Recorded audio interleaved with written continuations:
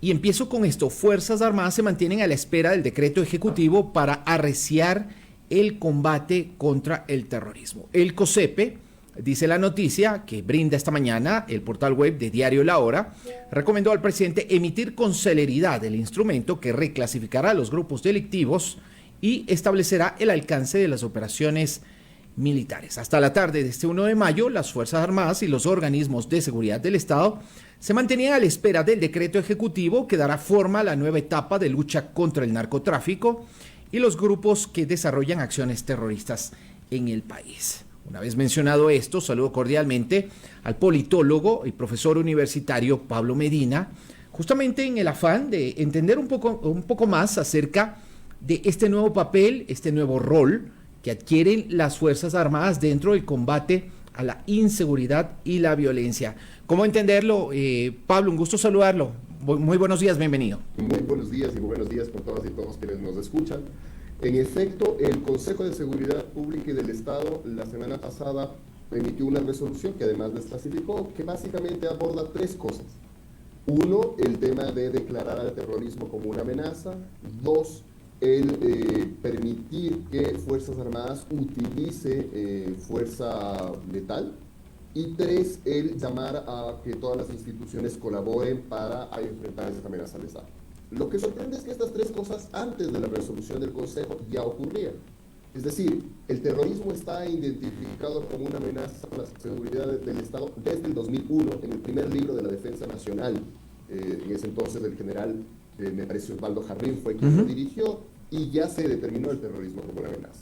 El que todas las instituciones colaboren es obvio en el Estado, esa es una función constitucional del Estado.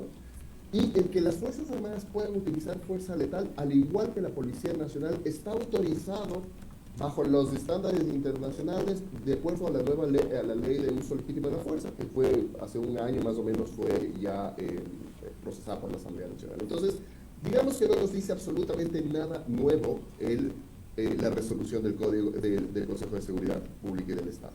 Ahora, lo que sí nos dice cosas nuevas y que me llama la atención que no haya sido motivo de mayor difusión pública, probablemente también por razones políticas, es la ley que procesó la Asamblea Nacional recientemente, esta ley orgánica reformatoria a varios cuerpos legales para el fortalecimiento de las capacidades institucionales y la seguridad integral. Quizá el nombre tampoco ayuda a que le den demasiada difusión. Pero, ¿por qué digo que es importante esta ley? Porque en esta ley sí hay cambios sustanciales. Un primer cambio que tiene que ver con una modificación a la Ley de Seguridad Pública del Estado es que dentro de las funciones de Fuerzas Armadas se está incorporando dentro de las funciones normales para las que no se necesita esta excepción. La misión fundamental de Fuerzas Armadas es el tema de la defensa de la soberanía y de la integridad territorial. Dentro de esto se está incorporando algo fundamental, que es la recuperación del control de zonas en donde se ha visto amenazado este control por organizaciones criminales. Eso se está incorporando a su función fundamental. Entonces, lo que estamos diciendo es que Fuerzas Armadas, si es que el Estado determina que hay una zona donde está perdiendo el control, por su misión fundamental, por defensa de la soberanía y de integridad territorial, puede actuar. Eso cambia muchas cosas, eso abre las puertas para que Fuerzas Armadas actúe en estos casos específicos. Entonces, esto sí es un cambio fundamental y está en la ley.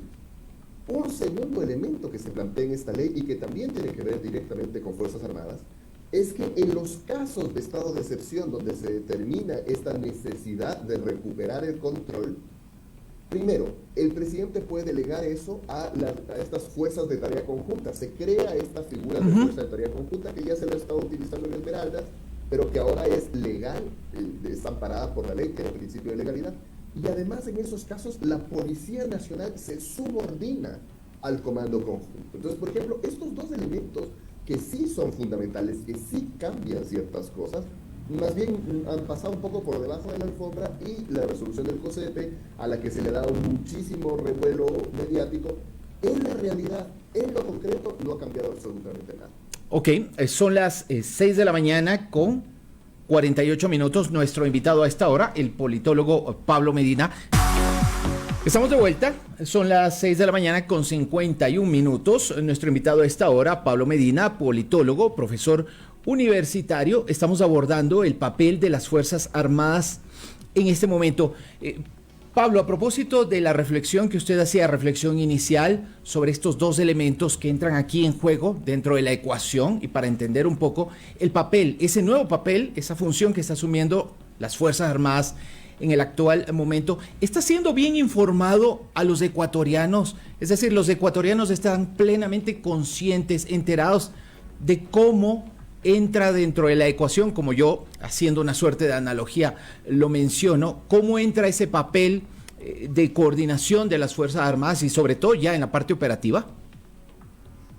Yo creo que hay una estrategia comunicacional que busca satisfacer la expectativa de las personas con respecto a la seguridad. Y dentro de esta estrategia comunicacional se ha posicionado mucho el tema de que ahora las bandas son terroristas y por lo tanto Fuerzas Armadas pueden actuar. Eso no es así. El terrorismo es un tipo penal dentro de nuestro ordenamiento jurídico. El que a alguien se le diga terrorista no cambia el principio de presunción de inocencia. Es decir, para que alguien sea declarado terrorista tiene que entrar al proceso judicial. Habrá un fiscal, un juez, un proceso que determine que uno es terrorista, el que solamente el presidente decida nombrar a ciertas bandas como terroristas, no, insisto, no cambia la actuación de Fuerzas Armadas, más bien la actuación de Fuerzas Armadas cambia por esta modificación que existe en la ley, posiblemente podría actuar, y ha habido también un posicionamiento en el discurso en donde se dice Fuerzas Armadas utilizará todo su arsenal, todo el armamento posible, etcétera. Eso ya es posible en este momento, de acuerdo a la amenaza, y eso no va a cambiar tampoco, es decir, yo entiendo que dentro de la indignación ciudadana muchos dicen, bueno, ojo por ojo, diente por diente, que si es que ellos nos están matando, que Fuerzas Armadas también entren con todo lo que tienen. Yo entiendo la desesperación, pero dentro de eso también tiene una lógica el que las fuerzas públicas, tanto la policía como las Fuerzas Armadas, puedan utilizar la fuerza en función de la amenaza. ¿Cuál es la lógica de esto?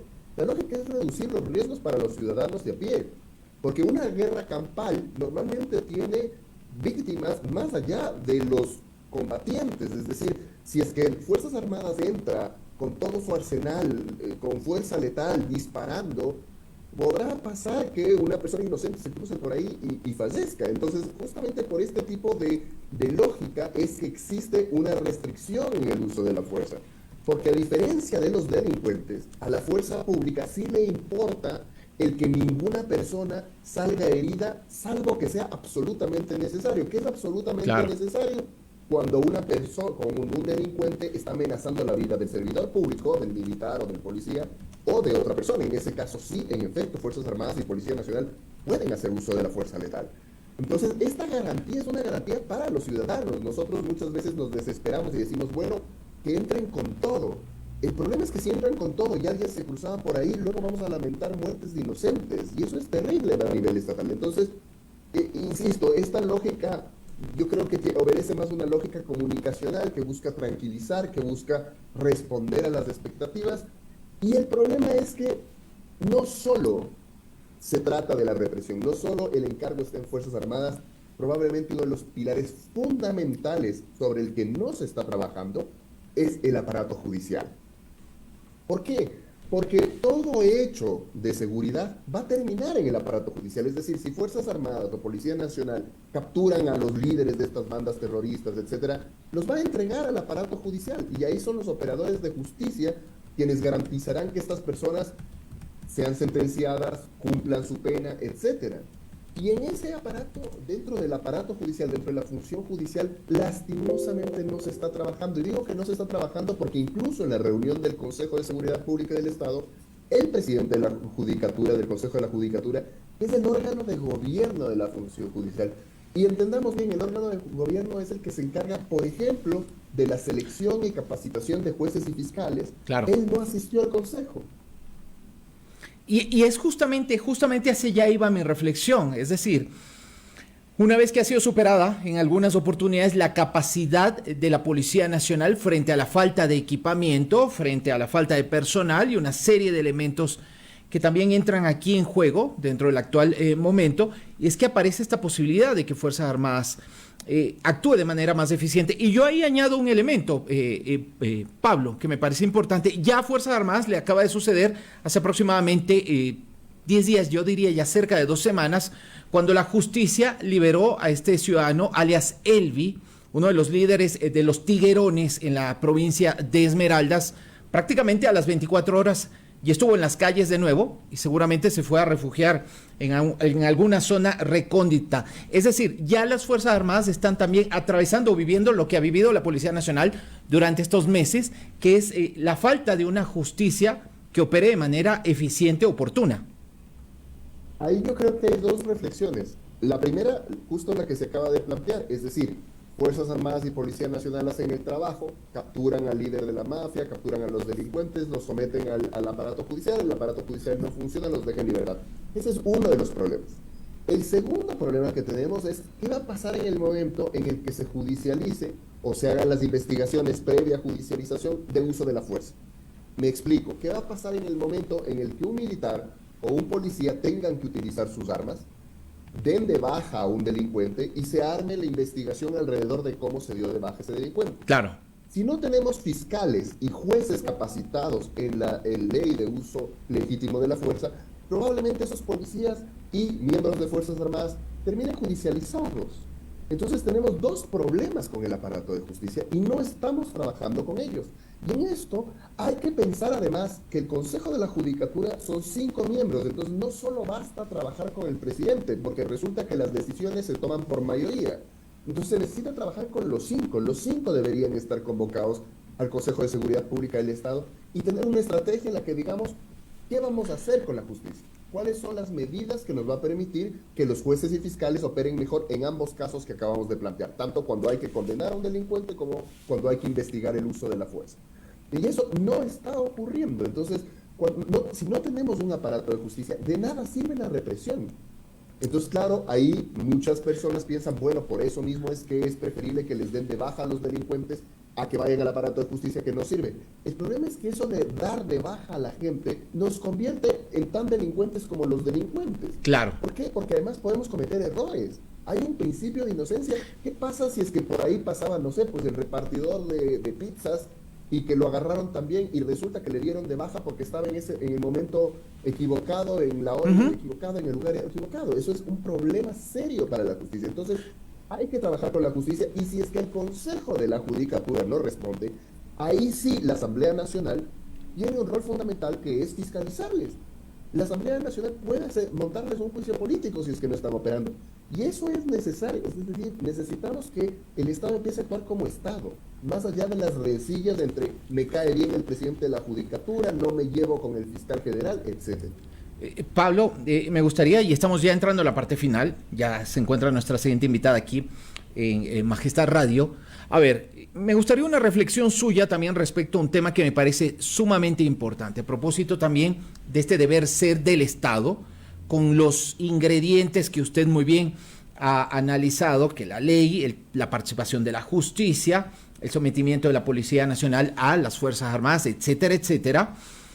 ¿Cómo lograr la mayor eficiencia? Y le pregunto yo, ¿y cómo evitar posibles, eventuales abusos en el uso del uniforme, en el uso de las armas, frente a lo que también se pudo ver este fin de semana durante el feriado? Y si es verdad, hay muchos ecuatorianos que hoy en día demandan mano dura, firmeza para enfrentar a estas organizaciones, pero también sucede lo otro. Circularon, y no sé si usted tuvo la oportunidad de ver algunos videos que se viralizaron sobre presuntas acciones de miembros de las Fuerzas Armadas no ajustadas a lo que demandarían los códigos de aplicación de la norma. En ese sentido, presuntos excesos. ¿Cómo evitar eso? Ahí justamente yo creo que, Néstor, tenemos que pensar en varios niveles de actuación en los que el Estado tiene que actuar al mismo tiempo.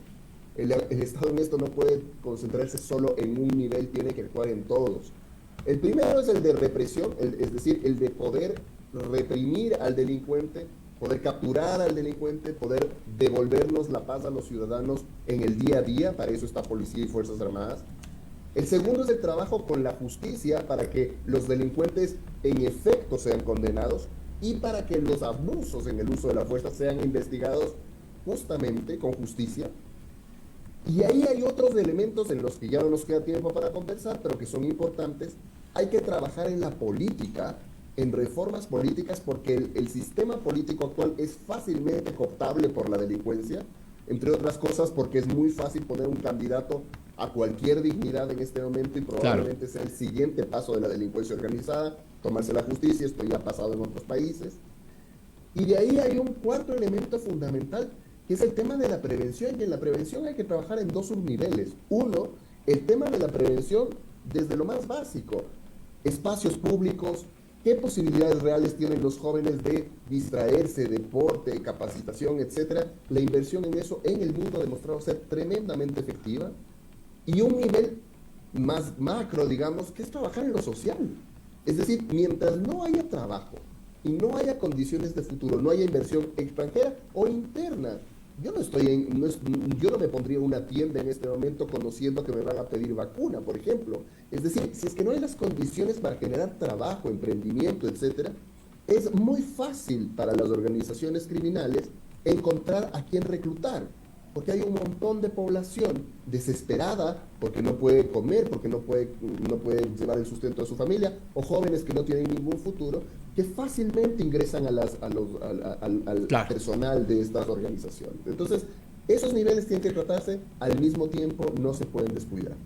Bueno, yo creo que ahí hay mucha tela que cortar, muchísimos elementos que deberán ser analizados, y ojalá tengamos la posibilidad de, conforme van pasando los días y las semanas también, poderlos entender, procesarlos de la mejor manera y lograr que efectivamente el gran objetivo que todos buscamos es que ese apoyo de las Fuerzas Armadas termine siendo efectivo para reducir los índices de violencia, de criminalidad en nuestro país. Pablo, muchísimas gracias por el análisis y los puntos de vista, las reflexiones respecto a este tema. Néstor, muchísimas gracias por la invitación. Siempre es un placer estar con ustedes. Gracias. Un buen martes, buen inicio de semana para el politólogo, profesor universitario Pablo Medina, hoy refiriéndose a este tema vinculado con la participación de las Fuerzas Armadas en el combate al crimen organizado. Son las 7 de la mañana con 4 minutos, momento de hacer una nueva pausa.